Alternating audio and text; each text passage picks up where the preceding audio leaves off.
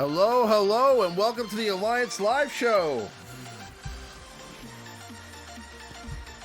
So I'm here with good old Maurice, my good old buddy, my esteemed colleague and co-host of the Alliance Live Show, and we're excited to get things rolling. Not a whole lot of news as far as Star Wars Galaxy of Heroes is concerned, but we do have some things to talk about, some small things. We want to talk about kind of where we're looking at towards the future here, because I gotta be honest with you, a lot of the things that I thought we were going to be getting in December, I'm sorry, this is just the music volume here because I don't want it to be too loud. Okay, there we go. So a lot of the things that I thought we would be getting in December, we got now. We got a Legendary event, we got a Hero's Journey event, and I don't foresee us getting another Legendary and Hero's Journey event in the next 2 months, because that would be oversaturation. I don't think they're going to go from marquee to like legendary. So I think there'll be some more marquee characters that we get and things like that.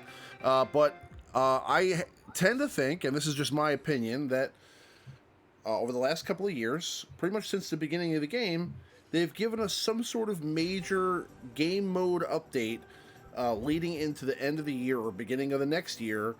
And I have to think that that's probably where we're going again towards the end of this year. So normally, what we had, the first year, we had, the game launched in November. So we had, the game that came out. And then after that first year, we got... we got the Rancor raid, then we got the AAT raid, then we got ships the year after that, at the end of the year. Then we got the territory battles and territory wars last year. And what do you think we're getting this year, Maurice? I mean, what do you think we're leading up to here? You think we're going to get another territory battles? You think we're going to get some new maybe ships game mode? I mean, do you think we're getting some big game mode to close out the year here? I don't know, man. It's a raid is still a little early for a raid, and they generally announce a raid relatively. They do give us a little bit of notice, at least that one's coming, right? They might not be like, hey, they give us a little bit of notice on the raid. We did just get the ships. They gave us a brand new fleet table. I'd be shocked if they gave us anything ship related, since we just got that huge update. It could be perhaps a new TB, maybe another territory war map. Some sort of, who knows? I mean, the community's been asking for a sandbox mode for, since the beginning of the game. Just where you can play, so you can fight. Well, that's practice. That's something that we've been all asking for. But I mean, to be honest with you, do I see that happening? No. Okay, because okay, let's be real here. There has to be some sort of revenue stream coming in from that amount of devoted time to create a game mode. To create a sandbox mode would take a lot of devoted resources, and they would have to sit there and create it. There would have to be some way for the company to make some sort of money from that, right? And if it's just a free sandbox mode, that wouldn't be the case. So there would have to be like some added element to that. So maybe a sandbox mode that also ties in maybe like some sort of new tournaments, or something like that, where like you can join tournaments that cost crystals, or you can create your own tournaments that cost crystals. Like, let's say a tournament, everybody can, maybe they allow everybody to chip in 200 crystals to buy into a tournament, and then that's some way that they can make money off of it. I don't know exactly how they could do it, but what I'm saying is that there has to be some sort of a benefit on the other end for them to spend that kind of time with the techs and the developers to do that. So a sandbox mode would be cool, though.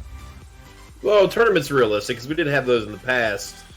I'm not sure the concrete reason why they canceled those. I mean, there was lots of cheating and just exploiting and stuff. Maybe if they fixed the holes in that part of tournaments, we could get a release of tournaments as well. So that's something that's not out of the realm of possibility, which would be cool. I would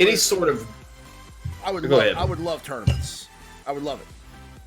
I would just love some sort of individual game mode, like where, like if I'm busy and I'm working or I'm out of town, like if I don't participate, it's not going to affect the guild. Like individually driven game mode is what I would love to see. Like if you're free one weekend, you can play all weekend and you can do real well. But if you miss it, then you miss it. Like you don't have to make the rewards so enticing that just people feel, if they miss this tournament, But like it goes back to what you said, they will have to make some money. I mean, because they're going to make they have to pay developers and stuff to create a new game mode.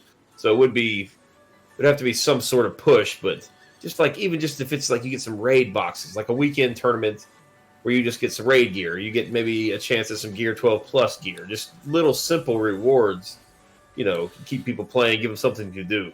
I want character shards, okay? And what I'm saying is they should do tournaments again, just like they did it before, and just change maybe a couple of things to tweak it so that, if it was my choice between having tournaments with cheaters and not having tournaments at all, I would say let them cheat. You know what I'm saying? And as far as I'm concerned, I mean, not that I would ever want to do that or I would condone that kind of action. But I don't want to lose a game mode because of a few people that are not doing the right thing. You know what I'm saying? So it's like, and that's kind of what happened. And I don't know if that's entirely the whole reason. I mean, maybe the whole model didn't really work because of the ally points. Originally it was geared towards crystals. So I think the original purpose for it was for people to kind of spend crystals.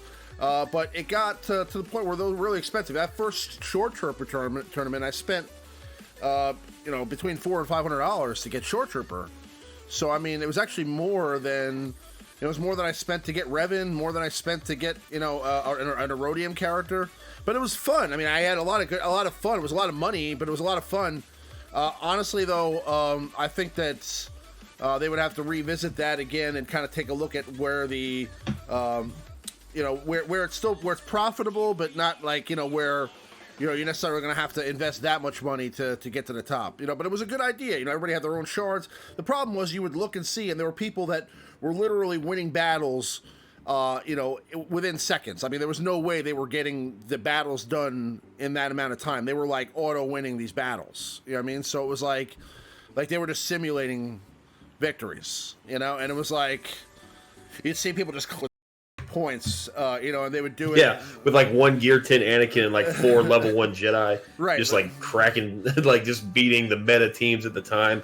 Just jumping, just beating everyone with like 1 Jedi, Anakin, basically. Like, they did not have the roster to be competing at that level, but they were, so yeah, that was definitely happening. But, hopefully they do add some sort of a game mode, and I'm hoping that if they do go in that direction, that we get like either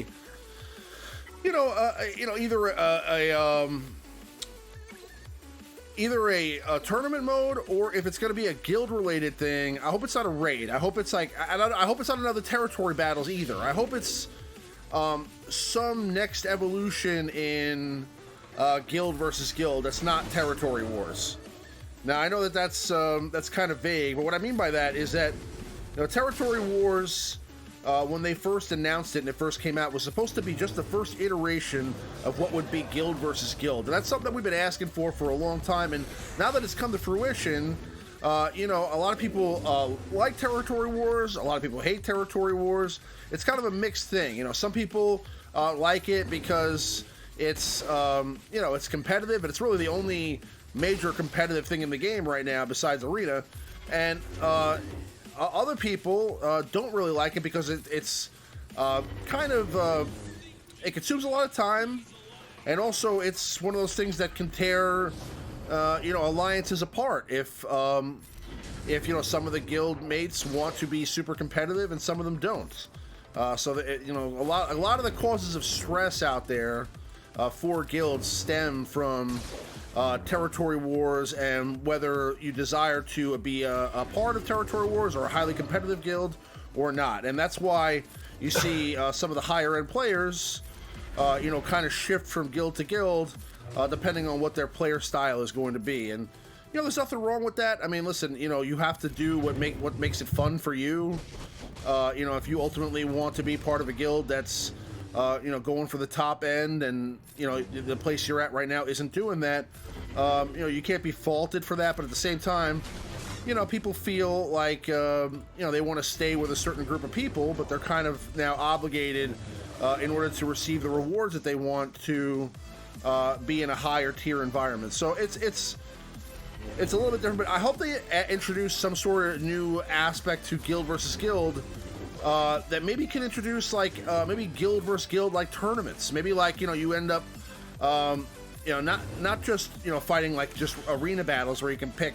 Maybe you straight up have brackets where you face another team, kind of like Cubs fan Hans tournaments, but Guild versus Guild, and you get eliminated based on the amount of losses that you have, and then whatever team has their final opponents left on the board, can win it at the end. So it can actually come down to one person to pull out the victory for you, and it'll be let's say maybe it could be your guild leader versus the other team's guild leader, or whoever it ends up being. I mean, I think it would be kind of cool to look at something like that. Now, I don't know how the logistics would work out for that, and believe me, I'm not a developer, so I don't even know if something like that could work, but it just sounds... You could have something like that just passively, remember that game Marvel Future Fight we all played for a week? We all played that game, but they did tournaments kind of like that. It was bracketed, but it wasn't determined like a PvP really. It was, let's say my guild and your guild are facing. Whichever guild spends the most canteen energy that week wins. Whoever spends the most light side energy wins, and so on and so forth. You could do it like that, just kind of passively in the background, where you don't have to, then it would encourage people to play, spend, 50, 100 extra crystals a day, refreshing energy, but it won't be time consuming, but there will be rewards for the more dedicated guilds that spend the most energy. That's just something they could have in the background going all the time, and those guilds that decide to focus on it, great. If you don't, it's not the end of the world. Optional game modes, an optional game mode would be nice. Just something that just doesn't require all 50 people to participate in is something I hope for. Another thing that we can look forward to towards the beginning of next year, because that's kind of where we're at now. We're heading into November here. We've got 2 more months. There's no movie at the end of this year, so I think we're getting a game mode, and then I think obviously in the beginning of next year they're going to start to do some quality of life improvements like they do every year. What are some quality of life improvements that you think they could still make to this game? I mean, I think one, for example, could be kind of altering the way that some of these early raids work for endgame players. So, for example, maybe the ability to sim Rancor raids for the guild, or maybe able to sim AAT raids, or be able to just kind of go through those. Well, if you want to play it, let's say you have a 24-hour period where the raid is open where you can do it, but if you just want to just sim it, you can just click the sim button, and that's it. Yeah, maybe if your guild reaches a certain threshold, let's say your guild gets to 150 million GP, everybody in there knows how to beat the Rancor with their eyes closed. So it would be nice to have a 24-hour window. You sign up, it just randomly assigns, basically your place, and just hit the button and it's done. That would be kind of cool. Right. Something I'd like to see is pretty simple, but just being able to access your squad loadout without having to go into a game mode. All the time, I'm trying to build my teams. If I don't have any energy or any arena battles left, there's no way I can access my squad loadout. There's not the mod loadout. You can access that now. You can access your mod loadout anytime you want, but you can't access your actual squads. Maybe you have your 4 or 5, whatever you do for TW. You have that tab. You have a tab for your offense. You have a tab for raids. You can't get to that unless you're physically entering a game. So that'd be nice. Just to have a little tab or something on the bottom where I can look at my teams, make sure they're all set up properly. I understand what you're saying. Just an extra section where you could do that. Yeah. Yeah, that'd be nice. I would also like them to add the ability to sell items again, like they used to be able to do. When this game first came out, we could sell items and trade items. I mean, I understand that trading gear, there's already a section for that, but wouldn't it be great if you could just straight up swap a full piece with somebody else? If you could just go in and give somebody else there would have to be a limitation to that. But what I'm saying is if you wanted to let's say there was a level where you could trade equal or lesser gear. So like if you gave somebody 25 Carbantes, they could give you back 25 stun cuffs. Like that would be kind of cool. Like because obviously, getting 5 at a time, within a 24-hour period can be very cumbersome. Being able to maybe trade with somebody that's looking for a different piece, that'd be kind of cool. Well, the only problem with that is it would be very easy to manipulate that. Yes, like I could request 25 stun cups for 25 MK8 binoculars, thing from the challenges. Just hop on an alt, and swap them back and forth. At the same time, it would be easy to manipulate, but I guess you're kind of encouraging people to. You have to spend a lot of time to manipulate. Like maybe set it up. You can only do one trade every 24 hours, 48 hours, something like that. Right. I played a game like that way back in the day. It was MLB like Dream 9, I think it was. It was a Konami game, and it was like that. You could let's say I had an Altuve and I wanted to trade it, and I wanted like a Jose, Bautista. I could just, I post mine and then post what I'm looking for, and somebody can take it if they want. That would be difficult to set up to make sure it was semi-fair and easily manipulated, but that would be very, very helpful because, like right now, I've got tons of stun guns piled up. I would happily trade 25 stun guns for 25 stun cuffs right now. And I'm sure there's dozens of people in this chat that are on the opposite end that will happily give cuffs for guns right now. So that would be awesome. Right. It takes the same energy to farm it. It's just a lot comes down to your luck on the Rancor. If I just constantly get the same piece over and over again, maybe you get the other piece. Like I get scanners all the time, and you get furnaces all the time. It'd be nice to be able to swap back and forth, or even just something like that within the guild would be nice. That would be cool. But yeah, that would be cool. Let me see. Do I have enough here yet? No, I'm still going to be 7 short. So in about 2 minutes, I'll be able to slice that mod. But yeah, so I mean, I agree. I just think it's one of those things where, it would be cool. Do I think that that's happening? I think some of those things will happen. I do think that we'll see some sort of a shift to the way that raids work. I think that they'll definitely make it a little bit, they'll simplify, because if they add any more game modes, if they add anything new in that regard, this game's going to get very, very time consuming. I mean, right now already with territory battles, when you're doing phase 6, it could take some time, unless, light side now has gotten to the point where it's pretty much autoplay for me, but dark side could still take a half hour to do phase 6. And for people that are on the earlier side of the game, I mean, that could take more. Than if you have like 2 raids that day, I mean, you could feasibly be playing this game for like 2 or 3 hours in a day. You know what I'm saying? Like, if you really have a lot of stuff going on. So it's good to kind of break it up a little bit and add. Time out. Was that the Rebel training event you haven't done yet for about 8 months ago? Just kind of hanging out there. Yeah. Yeah, I did like 2 of them, and then I didn't finish the last tier. Yeah, those were very helpful to new players. But those of us that had been playing for 2 years, they just dumped those on us. So we can only do 1 a day. It's just like, ugh, those were obnoxious. I did not enjoy those whatsoever. I got to do all those things. I mean, I still have the. Yeah, you can do them for every faction. I'm pretty sure. I still have the. I mean, I haven't done any of them. I mean, I did. If they do give us a game mode, I hope it's just one game mode. Like before, they kind of gave us the Sith Raid, TW, TB, kind of all at the same time. And as a guild officer, I mean, I was. What's up? I didn't say anything. Oh, but as a guild officer, that was too much.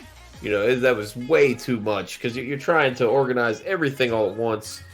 TB and just TB when it first came out. Now it's easier for a lot of the guilds. When it first came out, that's you're in there as an officer every day, right at the reset, making sure everybody platoons properly. Like, hey, don't platoon. Because remember when it first came out, nobody had Lobot. Lobot was like in the new characters were the ones that you couldn't fill platoons, so you had to count all your Lobots. You had to count all your obscure characters. I'm trying to think of another one. It was like Lobot. There was another character like Kit Fisto.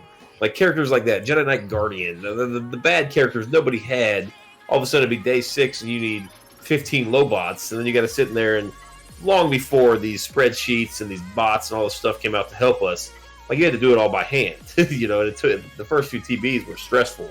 Every day, 6 days in a row, logging in at 1 o'clock just to make sure, because you know it's easy to assume somebody else has low bot if you don't, so you just waste all your good characters in a platoon that you can't even finish.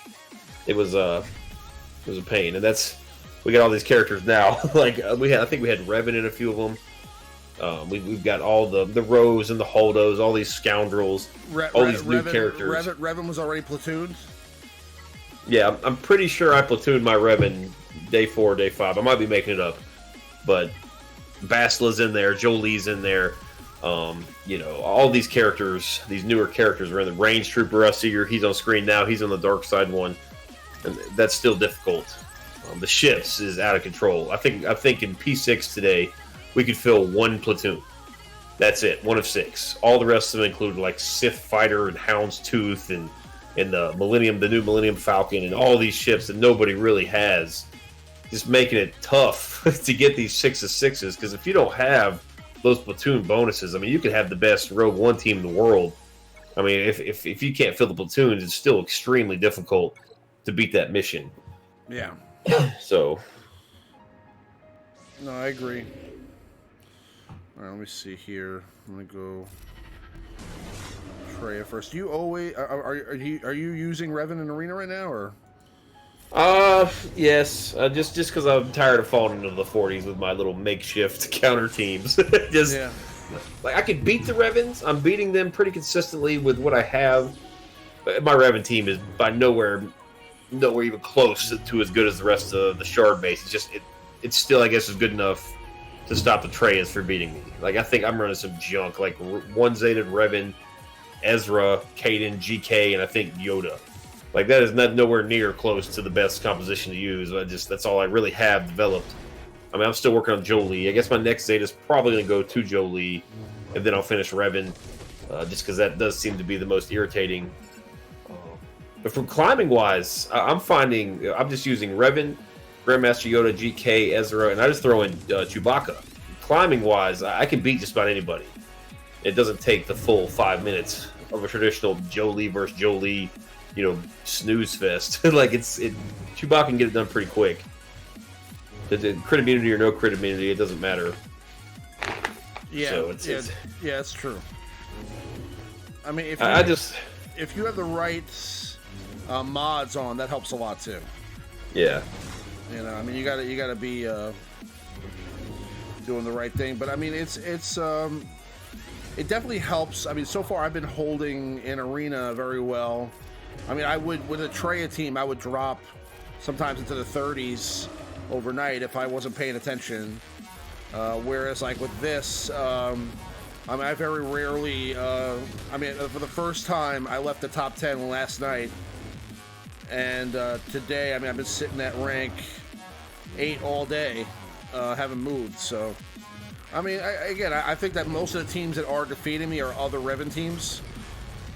You know, and you know, some like lesser geared Treya teams aren't really being able to do it, or lesser. Yeah, we got a lot of Revans on my Shard. A lot of them, I'm kind of shocked. I mean, a lot of the Revans, the guys that have Revans, aren't your traditional spenders, if you will, on my Shard. Like guys that, they're not necessarily a meta behind, but they're always like, you know, they have the different teams. They climb with Rex still, or you know, like Jedi training Rey. Like these guys, they're not behind necessarily, but they just don't dive into the newest, you know, shiny thing, and they just kind of slowly progress. And I mean, these guys have triple Zated Revans. I mean, some of these guys I can't believe. Like it's just kind of shocking. I mean, good for them. I mean, it's cool to see, but you know, it's kind of weird. I've seen the transition in my arena, like guys that aren't typically in the top 20 have Revan, and now they're in the top 5 every day, whereas the guys that used to be in the top 5, 10 every day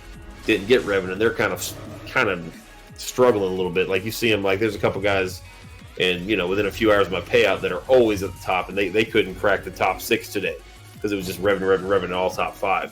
So Revan is really everywhere, and I'm kind of surprised that there are so many Revans out there. I mean, I really didn't expect as many people that were, you know, not really people. There are a lot of people that don't spend any money on this game. spent money this time. So Yeah. it's one of those things where it's definitely worked out that way, where you see a lot of people that really never spent any money on this game that are now like in that situation. All right, let's take him out here. Well, we'll see it in a few minutes. I mean, it's shocking. I think last week we were talking 2, 3, 4 weeks we'll start seeing Revan, but he's already here. Like he is here. So we're gonna dive into the meta report here, which will kind of showcase what we're talking about here. Let's see. So what I have here on screen now is last week's meta report. Okay, so we were looking at Darth Trey still in the lead, with Revan at the second spot there behind with Emperor Palpatine and then CLS. We have definitely some movement here. So the meta report now shows us Jedi Knight Revan is number 1 with Darth Trey behind him and Emperor Palpatine behind her. So Bastila Shan is still on there. Darth Maul has now passed Bastila Shan and is number 4 on this list behind number 5 on this list behind CLS. So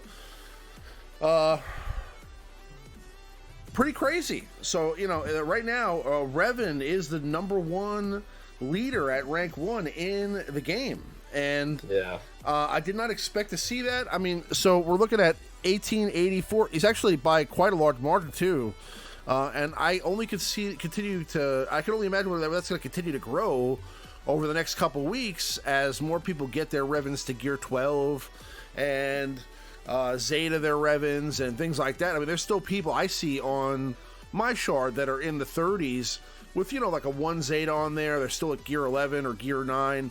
They haven't been able to get all the gear yet for Revan. When they get there, I could see Revan completely taking over, and I did not expect that. I expected that this first time around, he was just going to be kind of sharing or splitting the meta with Trey, which is almost what's going on. I mean, it's not like a complete landslide like before, but yeah, no, Revan is definitely dominating the rank 1 spot right now. What are your thoughts about this? Well, I mean, I think Traya is still being used. I guess we'll see that next slide. I mean, it'd be interesting to see, because all of those 140 Mauls we see probably include the Triumvirate behind him. The same thing with Palpatine. Palpatine is going to fall way off. He just can't. I mean, you can't shock and stun characters that have tenacity up and foresight every turn. So Palpatine is really going to sink off. I think we will see a little bit of a rise of the Night Sisters. And Bastila is actually a decent counter. People are countering him with Bastila. We make fun every week about Grand Moff Tarkin, but now Mobile Gamer made that video. He is a legit option. You kind of put him in the lead slot with your Triumvirate and basically just to speed up your Thrawn. So Thrawn can go first, fracture Revan, and you just avoid the whole... Or Grandmaster Yoda, whoever. I've never run that team. I'm not sure the specific strategy, but you basically get a free fracture first, which allows you to get out in front and take care of business. So it'll be interesting to see how this shakes up moving forward. I'm sure there's still counters out there no one really has discovered yet, like good, just all-around counters. Or squad members. I think there's a lot of squad members. I think the squad member thing will definitely change up here as the weeks go on. Well, I think there were a lot of players that that maybe made their first ever really big splash in this game here with Revan, and I understand that. I mean, again, he's an iconic character, and for some people that are really only playing this game because they love KOTOR more than they love. There's people out there that love KOTOR more than they love the original trilogy. You know what I'm saying? Yeah. So I mean, for those people, maybe this was the guy they decided to make a splash on. But let's move on to the top 10 squad members. So this is the top 10 squad members at rank 1 from last week, with Darth Nihilus at 1, Darth Scion at 2, Trey at 3, Thrawn, Sith Trooper. Then at the end there, we start to see some Jedi, rounding it out with Grandmaster Yoda, Revan, and Bastila there, General Kenobi. Let's take a look at this week's top 10 squad members at rank 1. and it's completely different. So Darth Nihilus and Darth Sion are still number 1 and 2, but number 3 is Grandmaster Yoda. Then Darth Traya, then Jedi Knight Revan. And then we have Kenobi, Grand Admiral Thrawn, Bastila, Hermit Yoda, and then Sith Trooper's now number 10. Look at Sith Trooper. Right. That makes sense, though, because, I mean, you're going to use Grandmaster Yoda with both Revan. If you don't have Revan, we just talked about Bastila being... If you have a very good Bastila team, you can bang with Revan. So Grandmaster Yoda is obviously on that team as well. Hermit Yoda fitting both leads. Thrawn should always be there up at the top. So this is interesting. I think it's definitely interesting. I mean, again, with Nihilus and Sion still up there, it clearly indicates that the Sith are still, in the mix here, and they're still definitely going to be a part of this. I don't think they're going away entirely at all. There's still a lot of people that are, just getting their Treyas to 7 stars, getting their Treyas to 6 stars. There's a lot of people that are working their way up, and Traya can still defeat Revan teams, especially on offense. So, I do continue to see these Jedi rising up the list, though. So, I don't know if they'll surpass, but I have a feeling that they will. I think Grandmaster Yoda will be number 1 come the next meta report, the way it looks right now. I mean, he is just under 100 behind Darth Nihilus. So I think that by next week, Grandmaster Yoda will be number 1, and Revan will probably be number 4 on this list. So, I mean...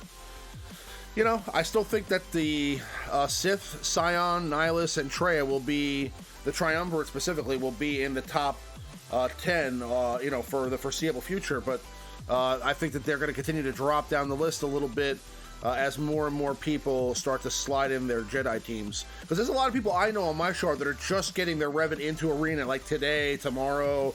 They just got it modded right. They just got them geared right. They just got all the pieces that they need to slice their mods for them. So, they're just basically getting the squad ready, and they're getting their Zetas on Jolee, for example, because they don't have the supporting cast to really throw the character into Arena right now, because they haven't been heavily focused on Jedi in the past. I'm one of the people that fortunately have always been focused on Jedi, so I happen to have a ready team right when this guy came out, but not everybody was there. So now they're just starting to get their teams in there. So it's gonna be interesting to see how this shakes out over the next couple of weeks. That's for sure. But that's our meta report for the week. Usually there's not a lot to talk about, but there definitely has been the last 2 weeks. So it's nice to see the meta shake up a little bit and see some changes in the meta report. And we'll take a look back again at the meta report next week and the one from this weekend to kind of see how that changes as well. So going on to our top 5.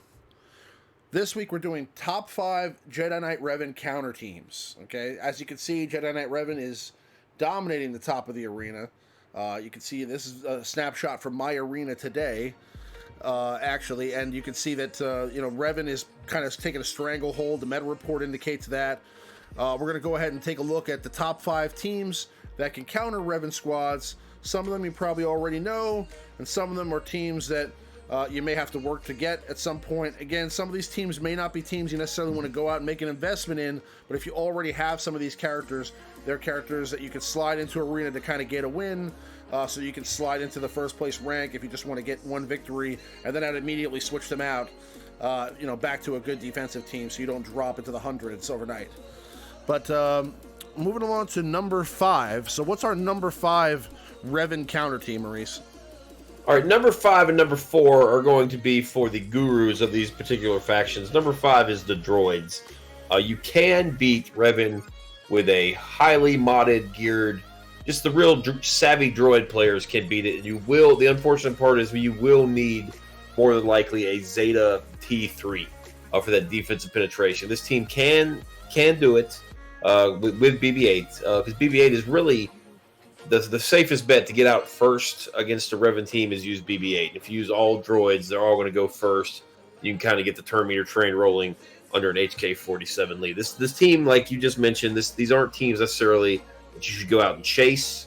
But if you have these characters developed, this is something you could possibly look into. You make yourself like a fast IPD, you will need the Zeta. You clear all the buffs and you prevent them from getting buffs, and then the other characters such as T3 and 88 all feed off the target lock mechanic, and you can prevent them from healing, prevent them from getting their protection back when they attack out of turn, and prevent them from getting buffs. But you better do it quick, because once they clear all those buffs and they get going, especially if they have Jolie, just the droids, the same as always. The droids have always been. They just don't have sustain. Like, they cannot last for round after round. Like, you better get out there, get the damage in, and win quick. Like, it's a quick out of the gate team, like just rapid fire offense. This team, I'm very interested.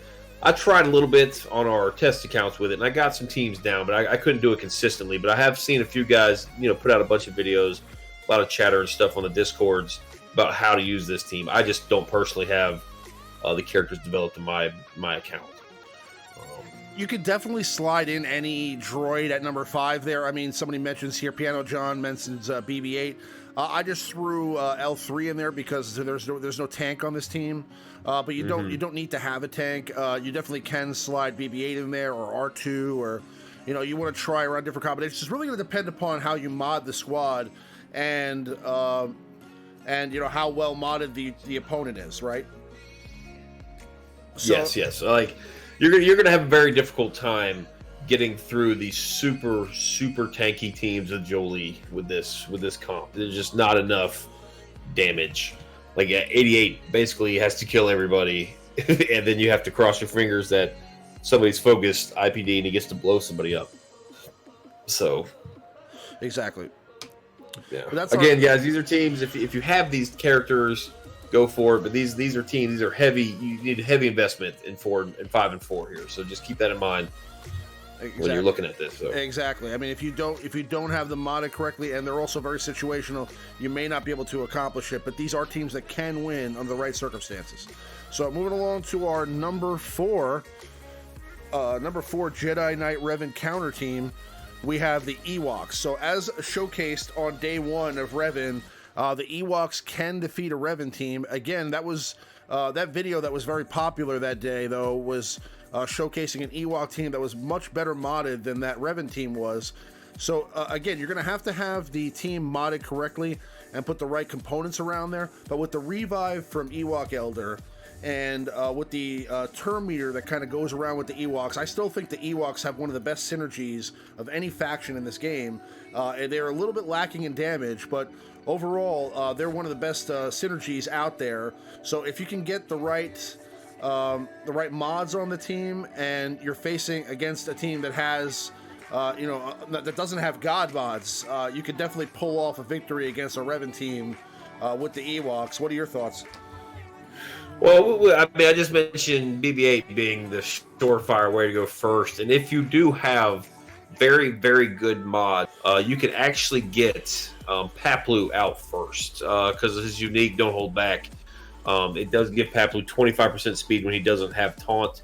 He's not going to start the match with taunt, so you can get them out first, but you do have to have pretty exceptional mods. Again, you're going to need Gear 12. You're going to need the Zetas. You're going to have to be an Ewok guy to do this. This is not a team. I don't have my Ewoks are not developed whatsoever.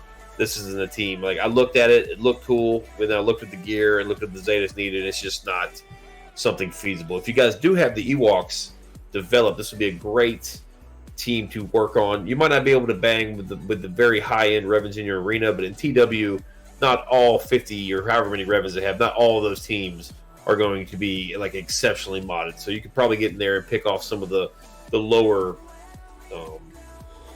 shelf Revens, if you will, with your speedy little Paplu. So, and like you said, it is a very cool synergy. I've always wanted to build the Ewoks, and I've always, as soon as I add them to my favorites list, something else comes out. Like the last time I was going to develop them, like Zalbar Mission, all these Scoundrels came out, so I just put them on the back burner again.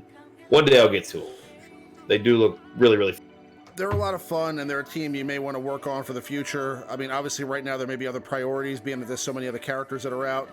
Personally, going to be focusing on some of the I want to create a better Imperial Trooper squad. I'm working to work on Range Trooper, things like that, but everybody has some different projects they're working on right now. But I mean, the Ewoks are definitely a team They can get the job done under the right circumstances. And again, this is basically more of a TW team than an arena team, because if you leave the Ewoks in overnight, you're probably looking at dropping significantly throughout the evening. Yeah. So Yeah. wouldn't recommend them as a good defensive team. So that's our number 4 Rev Encounter team. Moving along to our number 3 Rev Encounter team. Who do we have here, Maurice? Well, now we're getting to some of the more feasible ones. I think 3 we went with Tarkin, correct? Yes. The Tarkin lead. Yeah, we just kind of briefly mentioned this. It's just going to be your Tarkin with the triumvirate in Thrawn, and the whole concept, I guess, is Tarkin's got himself a speed lead. You just make your Thrawn as fast as possible, and then you just cross your fingers. You're not facing some ridiculously modded 315 speed Revan, and you can go first. You can fracture. You can turn meter swap for the isolate, I guess, if you wanted to go that route. So this is a team that's very feasible. And the good thing about it is your Tarkin does not have to be like well geared. Many of you probably have Tarkin well geared for his capital ship, but if you don't, you can throw him in there. His whole purpose is to get Thrawn to go first. Basically, is your strategy here. So this team works. Mobile Gamer put out a great video. There's a guy in my guild that actually took a screenshot of his arena today. He climbed all the way up to Tarkin with this sort of team here. So this is something that should be feasible for most of you guys. Even if you have a Revan team and you can't compete with the speed in your Revans, maybe put your Revan mods on Thrawn and you can get Thrawn to go first. This might be a team you can climb with and throw in your Revan on defense. So this is one to definitely keep in your pocket. Yeah. I mean, it's a more feasible team than the other ones we were looking at here, and one that, again, I wouldn't suggest leaving in overnight, but somebody you can definitely take a win in TW and also in Arena if you want to slide into that number 1 spot. And let's say you only have a couple of Revans on your shard. This is a way to take one out. Again, it's going to depend highly on the mods that you have, but the synergy works well, and it's been showcased in a video by Mobile Gamer, so you should definitely go check his video out to kind of see how the mechanics work and see how you can get it done with this team if you have the characters already geared and modded at a high level. That's our number 3 Rev Encounter team. Moving along to our number 2 Rev Encounter team, we have the Maul Triumvirate Nest team. So this is basically a team that's geared around having the opponents only be able to focus on Nest to start the battle, because that'll save your Traya, that'll save your Sith, and kind of avoid them from being able to target any of those characters because they'll be stealthed. But also, they're not getting the turn meter boost that they normally get with the Maul lead, right? No, they should be, yes. Because what do you mean? Yeah, they're Sith. They should. Okay. But it's still you're not going to get your Nihilus out probably before the opposing Revan. Like the whole concept of this team is basically to make your Nest, put no speed in your Nest, put as much tenacity as possible on her, so she just sits there and just absorbs the damage while hopefully your Triumvirate get going. Because Maul really doesn't serve too much of a purpose. I'm not very savvy on Darth Maul. I've never had the Zeta. But, it's very hard to land days through tenacity up and foresight. So, you're not going to get too much of that. But basically, you buy yourself an extra turn or two to get Annihilate off here. It's basically, and it works. This team definitely does work. I've tested it. Lots of people have made videos on it now. I saw a couple guys in my arena. The guy, when I was climbing today, the guy prior to my payout had Darth Maul, and he was in number 1 slot with Darth Maul. So it definitely works. And you can see that there's a lot of Mauls now in Arena. People are slowly starting to, add this guy in as a counter to the Revan teams, and you're going to see more and more of that, I think, as time goes on, as more and more Revan teams get it to the top of the arena. So it's definitely a great team. It depends on how fast your opposing team is, and it depends on how well modded your Maul team is as well. Again, you're going to want to have probably a high-level Nest as well. But overall, this team can beat a Revan team and probably more effectively than some of the other teams that we have here on the list. That's why it's number 2. But moving along to our number 1 Jedi Knight Revan counter team. Who do we have here, Maurice? That's the Night Sisters. You can use any Night Sisters you want. They are, from what I've found, by far the most consistent, reliable counter. You can use the Asajj lead with the Zeta Barris. You can use Talzin lead for right now, but I do think once you get more and more Jolies, the Talzin lead is not going to be quite as good. You can't rely on Plague.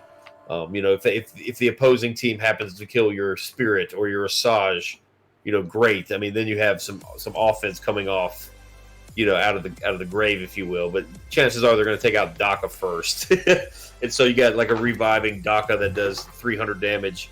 It's not going to help you much, but you do get the 2 free revives now with that Night Sister Zombie rework. So whoever Revan focuses initially with his mark and buff immunity move, they will kill that character, but then they get revived from Zombie, and they lose the mark, they lose the buff immunity, so it's basically a fresh board. There's all sorts of strategies you can use here. Whichever ones you have developed should work for you. It just you're going to have to mod them a little differently. Very similar to the P4 raid strategy if you use an Asajj lead. If you use Talzin lead, regardless of who you lead, you want lots and lots of health. Just lots and lots of health, basically. Health circles, health, triangles, crosses on Daka. Just probably you're going to want the 16% 6E variety. I mean, you're talking about going against the best team in the game, so you will want to have the best mods possible on your Night Sisters. Pretty consistent. Will be, I'd imagine, the first month or two here will be the go-to counter for Revans in Territory Wars. For sure.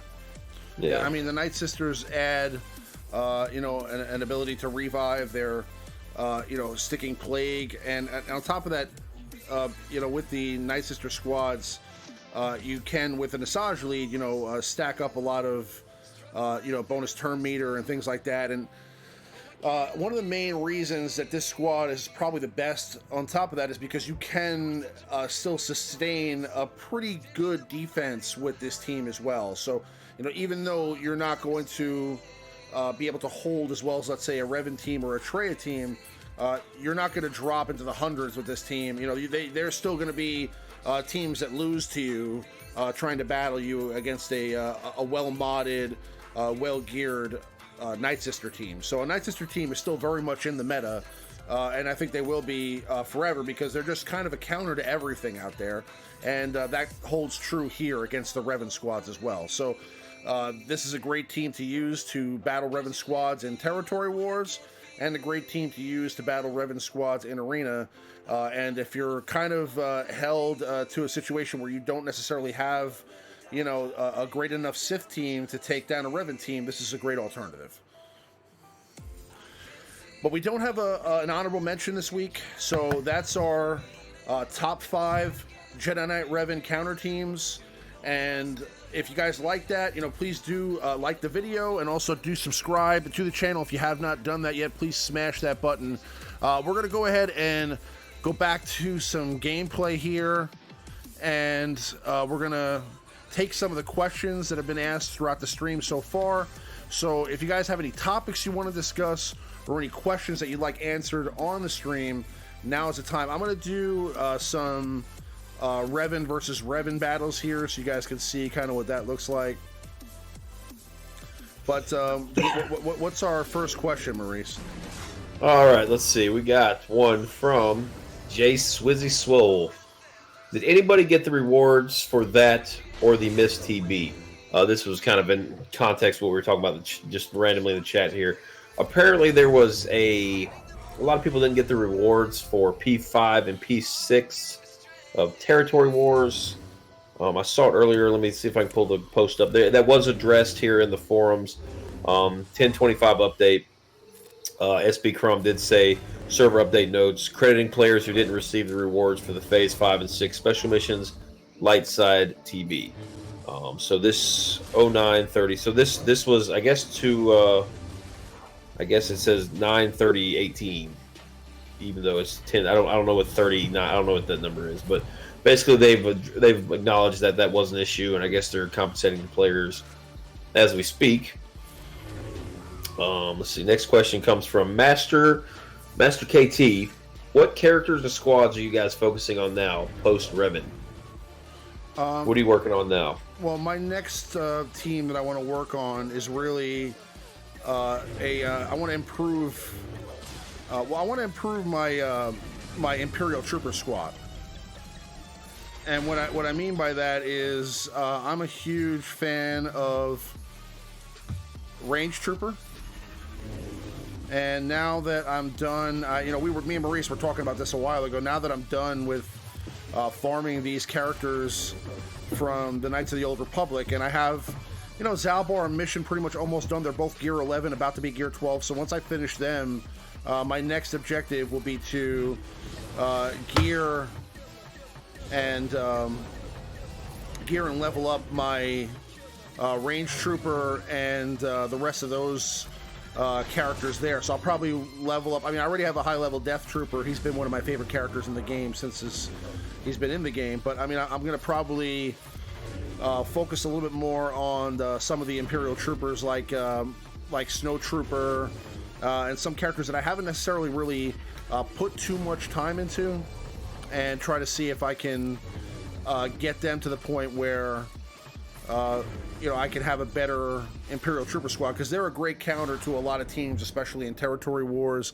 I think Range Trooper's a lot of fun, and I think you know, having a nice counter team to not only the Night Sisters but to a lot of teams in Arena for territory wars would be nice. So that's one of the projects I'm working on. I also want to work on you know, also a better bounty hunter squad. And you know, if anything taught me that lesson, it was that Chewbacca event was really difficult because my bounty hunters weren't necessarily fantastic. So if you saw me earlier, I'm farming still, you know, Embo, Range Trooper, and Bosk. I'm almost done with I mean, I'm 6 stars with Bosk, working on getting him to 7 stars. When that's done, you know, I want to have him ready to go also for, you know, his ship, you know, the Houndstooth as well, to, you know, Gear 12, and put a Zeta on Bosk, so the next time the Chewbacca event turns around, I can get him to 7 stars, because I was only able to get a 6-star Chewbacca the first time around. What about you? What are you working on? Range Troopers, like, actually, now that this Revan Rush is over, because prior to Revan, I was already prioritizing Mission, Zalbar, and you know, Jolee Basilisk. So now that they're done, I actually get to finish Range Trooper, who is 4 stars, a long way to go. I'm finishing him up. I've still got about 60 shards left for Holdo. It breaks my heart, but I just need to finish her.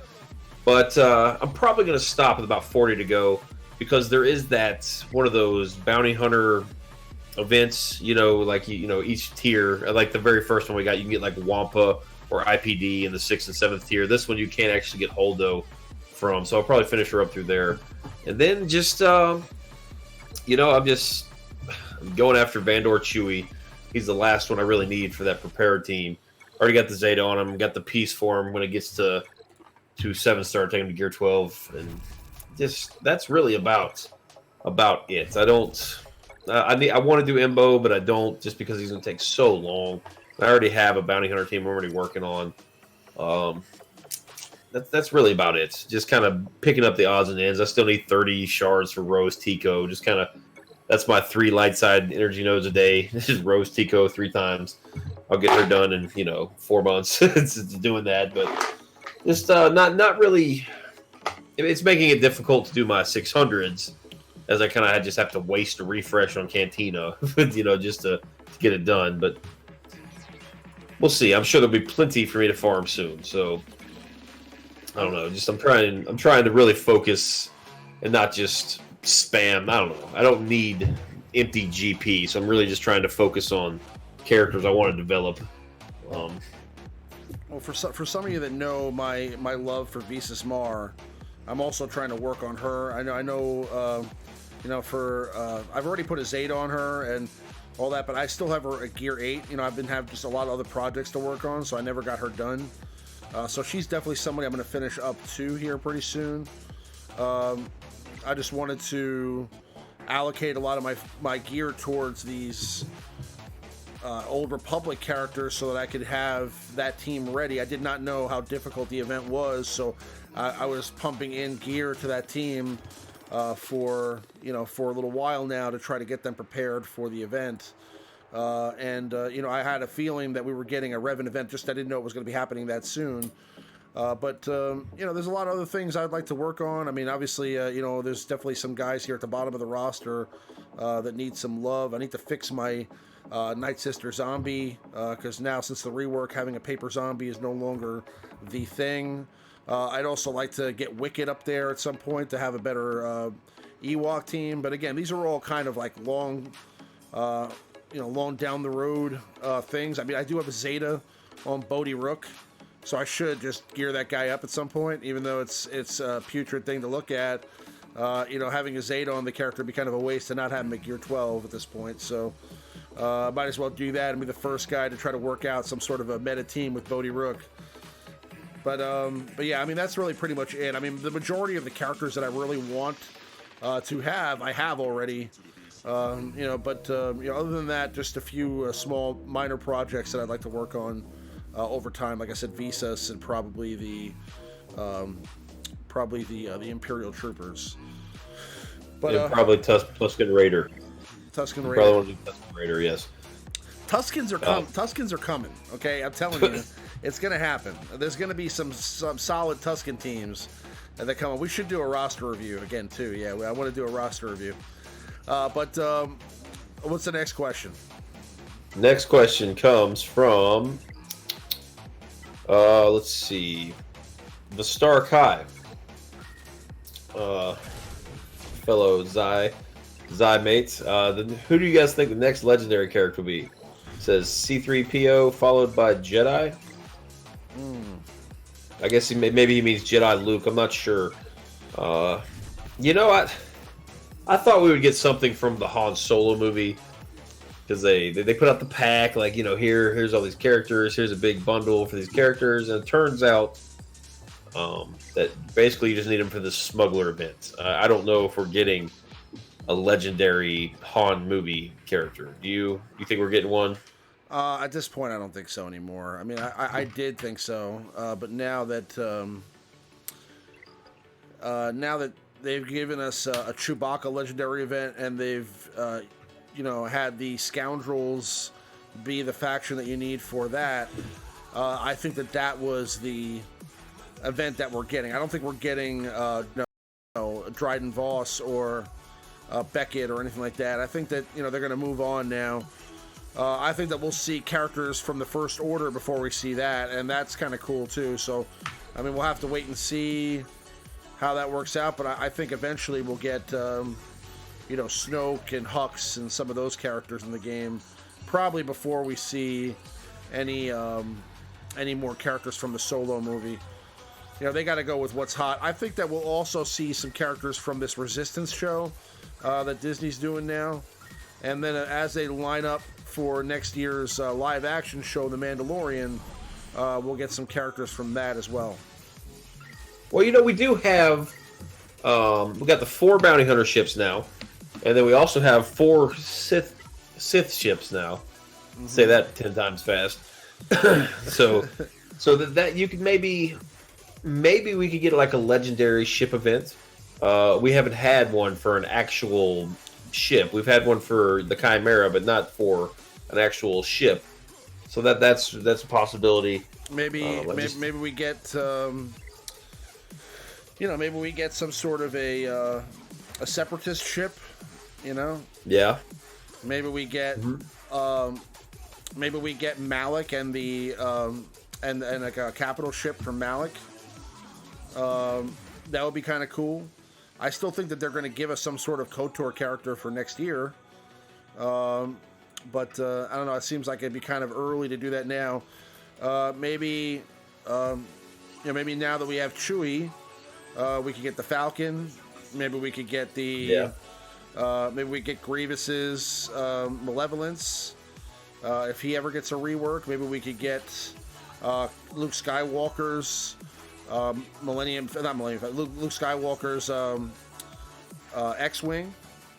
We could get Yoda's Jedi Starfighter. We could get Anakin's Starfighter. Anakin is intriguing because he's kind of like we talk about the Jedi, Revan, but I have yet to see an Anakin Skywalker on anybody's Revan team in Arena. That would kind of encourage people to level him up, because there is a quest for him to take him to gear 12. So that would be feasible. That's a ship that should be in the game already. I mean, but they're slowly getting these ships out to us, and pretty soon we're going to have a lot of ships to choose from in terms of TW and TB. They're almost going to have to give us another fleet commander, because I think right now, I mean, it's getting close to where you can't field all your ships, which was unheard of a few months ago. You know, like every fleet commander you can have a full roster of ships. So I'd be shocked if we didn't get another fleet commander soon. Maybe they just throw us like for a loop and just say, you know, maybe we have to use all the first order ships to unlock like a Hux capital ship, or even a Holdo capital ship to go with the. I think there's 4 resistance ships now to go with the resistance ship. Excuse me, ships. So we'll see. Because as of right now, those resistance ships are pretty. Outside of Poe, they're really not the best faction of ships. Resistance pilot's pretty terrible, unfortunately. But yeah. So, well, let's go to the next one. Okay, Piano Jonathan asked Zeta Tarkin. I guess he's asking in reference to that counter team we suggested. You do not need a Zeta Tarkin, no. You don't really need anything on Tarkin. He's from what I can tell, I don't use the team personally. It's simply just for the speed lead to get Thrawn to go first. I think that's basically the premise of using Tarkin. It's kind of basically you're doing 4 versus 5 with a very fast Thrawn is, I guess, the game plan of that team. The only reason you should Zeta Tarkin, I guess, is probably if you use his capital ship in a competitive fleet arena shard. I've never been a fan of Tarkin in general, much less putting Zetas on him. Yeah. No, I would say you don't need the Zeta. Next one is from Wergul 128, your fellow Visas Mar lover. Visas. Is it possible to take down a Revan squad with a max trooper squad? Have you tried it all this? I haven't tried this. I don't know. I don't know. I wouldn't think so. Much like the droids, like it's going to be hard to land, you know, all those ability blocks, you know, all the staggers and whatnot from your characters. They're very difficult to hit, and they got tenacity up and foresight up. It'd be difficult. It's definitely doable. I mean, I don't know. I don't have a decked out trooper squad, not to the nines. Mine are all about gear 11. You know, I think I got Magma Trooper and Veer's gear 12. I think all the rest are gear 11. So I don't have range trooper. I think you will definitely need range trooper for that squad. You tried it at all? You tried a trooper squad versus Revan? No, but that's one of the thoughts that I had behind working on the trooper teams. I thought it would be kind of cool to test it out. I never got a chance to really test it out on the test account, although that's something we should probably do at some point. It's definitely cool. It's just one of those things where you know, I'm not 100% sure, but I'm pretty sure that they would. I'm pretty sure that they have a chance at doing something. I mean, again, it's one of those things where, you know, we won't know for sure until we test it out. But you know, it's probably going to be you know, one of the teams that, I mean, that's one of the teams that usually is a counter to a lot of squads out there. So I would say that they have a shot at it. I wish I had a highly developed squad right now to test it, but I don't. So we'll have to, you know, kind of revisit that conversation another time. Yeah, if you guys are pulling it off and you can do it, you should hop on Remon's Discord chat and post some videos and kind of share how you're doing it. Because that'd be interesting to see. I'd love to see somebody take out a Revan team with troopers. That would be cool. Absolutely. Okay, this is another one from Wergul. I'll pick this one up because I don't have it. Who is the main antagonist in the new Resistance cartoon? Do you know that? Yes, I do. His name, I'll tell you right now.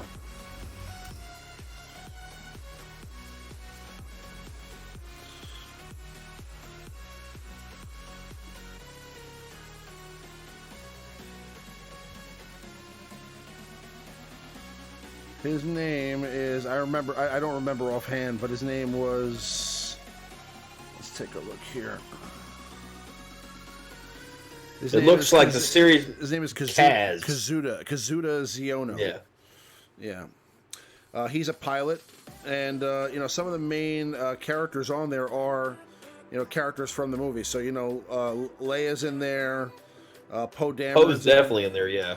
and they're already saying that they're going to have some episodes with Kylo Ren in it and stuff like that. So I do think that we'll get some sort of information about Snoke from this show. So how directly that happens, I'm not 100% sure, but I do think that we will get some sort of, like, I don't know about a backstory, but we'll get some sort of correspondence with Snoke and, you know, how he ties into the First Order. I know that Captain Phasma's in it, you know, so, you know, we'll see. I mean, there's no way they're going to have all these other characters, Phasma, Kylo, in the show and not have Snoke on the show and kind of explain him a little bit. But that would also be a way to get the real hardcore adult Star Wars fans interested in watching the cartoon, just to get some Snoke information, you know. Right. So, all right, let's see. There was one. I just took that one because I saw it as I looked. Hans, our friend Hans. Let me mess this up. Hans Omar von Harold Duarte. Let's see. How does the young Han mechanic work to stack damage? An Akira BB-8, CLS Thrawn, Young Han, AAT team, and Young Han's mods. I guess he's asking basically, how does Young Han's stacking damage mechanic work? What he does, if you look at his kit, I'm gonna go to Young Han right now, so we have him on screen here. Okay, yeah. All right, yeah. Every time Young Han starts his turn with protection up, he gets stacking offense. And he has a move in his kit that gives himself protection up. And every time that he starts a turn and he has protection up, the little purple bar, I believe it's 10% offense and 10% crit chance stacking. It's until the end of the battle. So, like in this tank raid, it doesn't carry over. Don't quote me on this, but I don't believe it carries over to the in between phases. But what you can do is you're using him and you're using Hermit Yoda. In that first phase of the raid, you can get the Hermit Yoda battle meditation, I believe it is, on all of your characters, and you can every time Young Han attacks with his basic, and if that unit, his character is getting so confusing and in depth now. But every time you attack a character that has less than 50% turn meter, Young Han gets prepared, and when you do his big shot move, you can give a character protection up. If Young Han has prepared, he passes it to that character. And then when Young Han deals damage, every character that has prepared gives him a multiplier. So that first phase of the raid, you can get Hermit Yoda's buff on everybody, and you can make all of your characters prepared, just really building up his damage. Just a great character for the raid. I like the character a lot. You do not need a Zeta for that raid mechanic, but you probably will want a Zeta if you plan on using him with the Kira like you asked. Unfortunately, I've tried this team a few times in the raid. I haven't had much time to test it out too much. McMull has a fantastic video on it. Everything you could want to know. You're asking about the mods as well, and you probably just want to give him as much offense as possible. I don't think speed should be too important because he will give himself 200 speed just from self-buffing himself. So it's a very interesting mechanic to use in the raid. Absolutely. Yeah, no. Wergo said it does carry over between phases. That's how he can fit. Yes. Okay, you're probably right. Like I said, don't quote me on that. But yes. So there you have it. The offense stacks, and I do know that the prepared carries over in between phases. So this is a real good character to develop. Very, very useful Scoundrel with that Zeta, because you can throw him in with lots of, a bunch of ragtag scoundrels. He will assist, dealing pretty significant damage. So, yeah. Yeah, he's a great character. I mean, he's really the one character that I love, besides Enfys Nest, of course. He's the one character that I really love out of that whole team. I mean, Kira also adds a great leader ability, but if I'm looking at just like a straight character that I would throw into some raid squads or some different teams to kind of mess around with, that mechanic that he gains like 50 speed, and then also offense throughout the course of the battle. I mean, he can be like a real heavy hitter for the raid. and not just for the AAT raid. I'm sure there's more, ways to use that character and utilize that character that we haven't even come up with yet. So, well, I remember when you first got access to him on the live show here, we were just kind of testing him out, no idea how to use him whatsoever, and you were like fooling around the Rancor, just clocking the Rancor for just hundreds and hundreds of thousands of damage. It was pretty fun. Yeah, he's a lot of fun. He's a lot of fun, and he's definitely a character you can play around with and have some fun with. And I think that there's a way to utilize that character even more effectively than we've come up with so far. But yeah, he's great for the AAT raid for sure. Let's see. Tuskens will never be meta. Yes, they will. Okay, Piano Jonathan did ask best way to fight Revan using Bastila. Seen Thrawn in for Hoda in use. What is the idea? Do you have any advice on using Bastila against Revan? Well, you're definitely going to want to have Jolie on that team because of the revive. But my advice would be really to mod the team super fast. I mean, it's going to depend on how fast the Bastila team is modded. And then, you're not going to have to worry about health and protection because you're going to have a ton of that. But bear in mind that you lose some of those mechanics with the Bastila lead that you get from a Revan lead. But can a Bastila lead beat a Revan lead? I think so. It's just going to have to come down to mechanics. I think also having a Bastila lead with Revan can be a way to go too. So, have I tested it out yet? No, not really. We've only had the character for a short period of time, so I haven't done much battling with Bastila. But what we can do is I can try right now to go against a Bastila team with. I'll go against a Revan team with Bastila and just see what happens. Which one of these teams should I fight here? McFly has asked an interesting question. Does Greedo leadership and payoff work with Young Han? His payoff won't because Young Han's not a bounty hunter. But I believe, on paper, I'm looking at Greedo's lead now. I think it would. All it says is Scoundrels gain 50% crit damage. Yeah, that would definitely work. So Young Han would hit really hard. But I think you'd be better off probably using just Boba Fett over Greedo if you're looking just for crit damage type leads. I would think Boba Fett might be a little better and a useful character. Because unfortunately, Greedo, unless you have a full bounty hunter team, he is super, super squishy, very easy to take out. But yeah, that's a good question. If you guys are looking for some TW offensive teams, maybe slap your Young Han in behind a Greedo or a Boba. Even if he's a little undergeared, the crit damage there from that lead would totally compensate for maybe some of the lack of gear and Zetas on him. So something interesting to think about because we do have lots of bounty hunters now. And there's, if you got one team of bounty hunters in defense, you probably have your 4 or 5, 6, however many they are now. Some of your lesser geared ones on the bench for offense. So you could make just a little team with them there, including Young Han. That's a good suggestion, man. You are driving B-Masu crazy with your 379 to 381 on your stars for your Cantina and your light side battles, I guess. Well, they're going right for Jolie, which is not what I wanted. But I'm running a Bastila lead right now and see what happens. McFly, I just asked, are you a crit damage guy or an offense damage guy? Unfortunately, offense, when you get all these mods decked out to 6E, I do think offense is a little bit of a better option than crit damage. Unfortunately, me personally, I invested so heavily in crit damage mods the past year and a half, 2 years, that my hands are kind of tied with maybe 2 offensive sets that are worth a crap. So, I'm trying to get there. You prefer crit damage or offense on your mods? I prefer crit damage personally.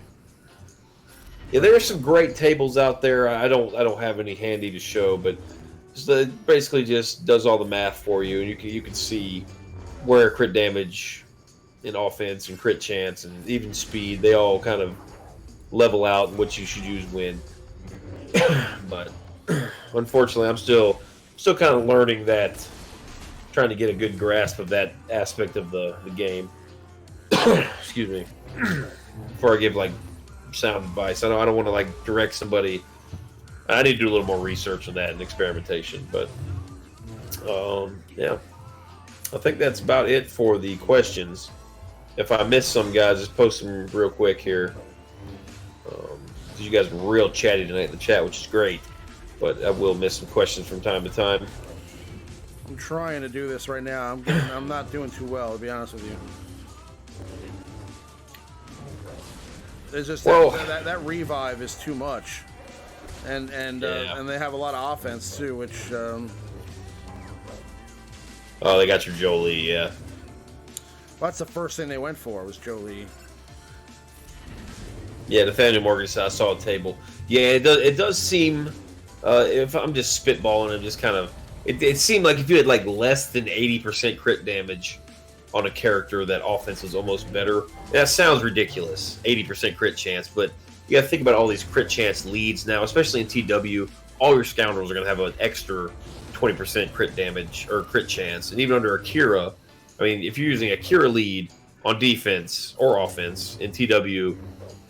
You all your scoundrels underneath Kira basically get 40% crit chance. So I think your scoundrels in TW crit damage is definitely going to be the way to go.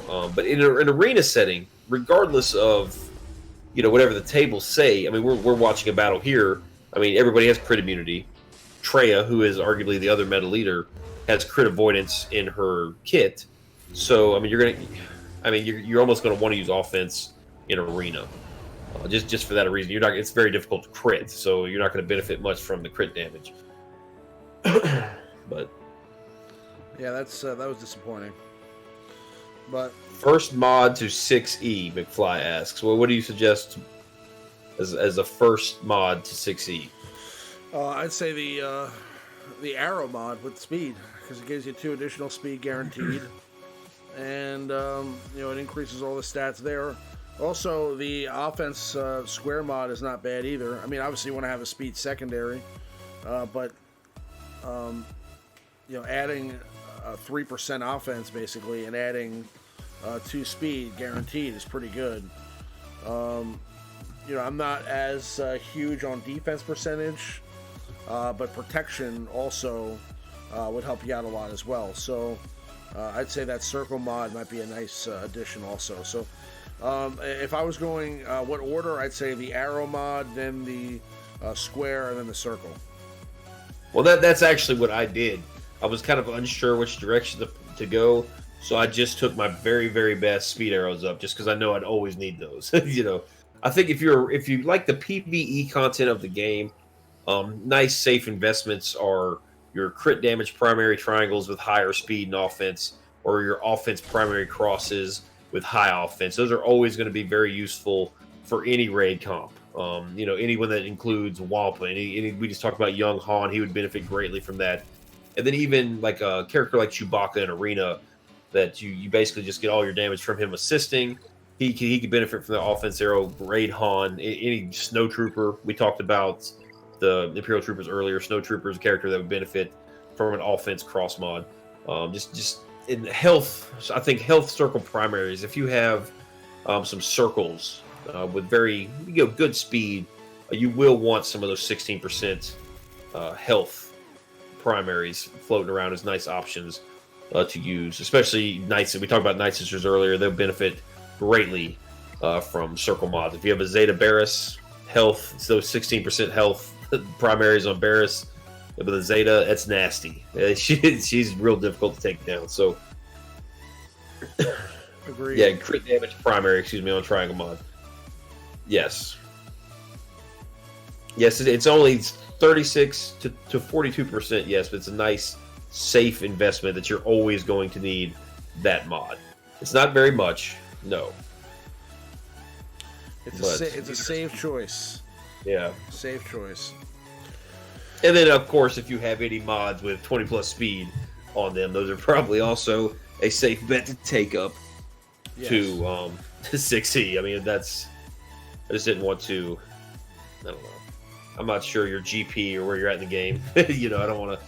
Yeah, take all your 20+ speed mods up, and you don't have any, and you just throw out any. A lot of advice that we give here on the stream is always situational, based upon your particular situation as well. So, I mean, we try to give, the advice based upon what we would do, but you also have to bear in mind that, we're both in different situations right now. Like, I mean, he's even in a different situation than I'm in this game. So, some advice that he would give me would make more sense for him than it does for me. So everybody's in a different state in the game. Everybody's got different characters leveled up, different priorities going on. So you got to take any advice that we give you, just kind of take a look at your situation and see if that really equates to what your specific desires are, and also what your end game is, or like what you're looking to do or accomplish over the next couple of months. So but I would say I'm currently taking a crit avoidance arrow up to 60.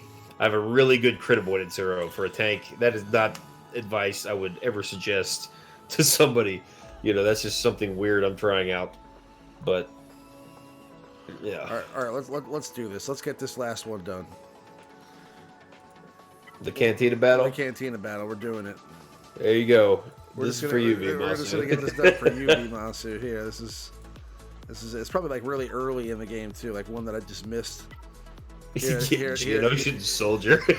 here it is. I'm gonna spend 100 crystals for you, Bimasu, just to do this. Let's go in there. It's got to be something like that you could farm elsewhere. Otherwise you would have it. There might be IG 100. You're like Talia. I'm literally just gonna go in there with Revan and Boba Fett. Oh, can I not 3-star it with 2 characters? Maybe you should I can. Be able to. Maybe I can. Which one is it? I'm interested. It's got to be. Nope, not the vets.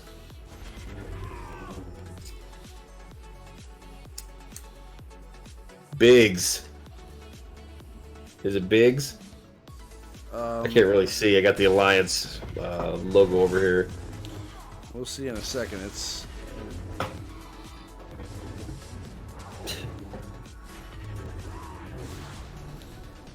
Mod sliced up at 24 speed yesterday. Was alone, but almost cheered out loud. No shame in that, buddy. I cheer out loud. I do a little fist pump and everything when I get a couple speed rolls. It is the Biggs node. Okay, so now this should say 168 of 168. BMOS, that's for you right there. Now I just got to finish the rest of the game. That's it. You won. You beat the game. Congratulations. Oh, yeah, it was a is that Revan? Oh, yeah. Jedi Temple Guard. Okay. Yeah. No, he wasn't a Jedi Temple Guard. Although the original Inquisitor, the Grand Inquisitor from the show Rebels, he was a Temple Guard. That's where he came from. So before he became the Grand Inquisitor, part of Vader's army, he was one of the Jedi Temple Guards. So you find that out during, I think, Season 2 or Season 3. I think it was maybe Season 3 of Rebels. So that's pretty cool, actually. But oh, cool. We get an Omega today on our login. That's cool. That's cool. No problem, Monster. That's for you, baby. But yeah, that's pretty much it, guys. We're gonna go ahead and wrap it up here. It's now 2:00 in the morning, and we're gonna go ahead and call it a stream. I appreciate everybody hanging out. Had a lot of fun. These are always a ton of fun.